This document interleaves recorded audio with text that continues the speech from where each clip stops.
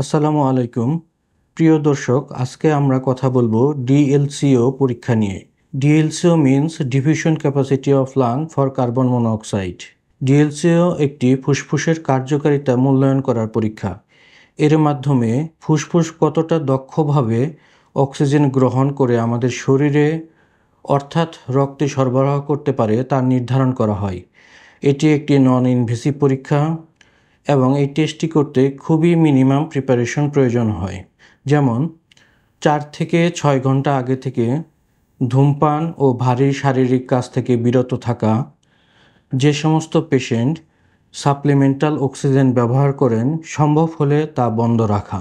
এই পরীক্ষা ফুসফুসের কার্যকারিতা মূল্যায়নের জন্য গুরুত্বপূর্ণ এবং বিভিন্ন রোগ নির্ণয়ের সহায়ক, যেমন লাং ফাইব্রোসিস, সিওপিডি বিশেষত এমফাইসেমা, আইএলডি, পালমোনারি হাইপারটেনশন ইত্যাদি। এছাড়াও ধূমপানের কারণে ফুসফুসের কার্যক্ষমতা কতটা কমেছে তা নির্ধারণ এবং যে সমস্ত রোগীদের বিভিন্ন অজানা কারণে শ্বাসকষ্ট বা দীর্ঘমেয়াদী কাশি থাকলে এর কারণ বের করতে এই টেস্টটি সাহায্য করে।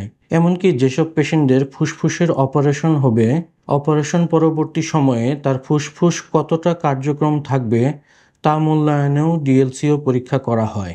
সর্বোপরি ডিএলসিও একটি নিরাপদ ও কার্যকর শ্বাস প্রশ্বাস সম্পর্কিত পরীক্ষা, যা ফুসফুসের অক্সিজেন ডিফিউশন ক্ষমতা মূল্যায়ন করতে সাহায্য করে। এটি একটি গুরুত্বপূর্ণ ডায়াগনস্টিক টুল যা শ্বাসকষ্ট, ফুসফুসের দীর্ঘমেয়াদী রোগ এবং ফুসফুসে রক্ত প্রবাহ সম্পর্কিত সমস্যা নির্ণয় ও পর্যবেক্ষণে ব্যবহৃত হয়। সবাইকে ধন্যবাদ।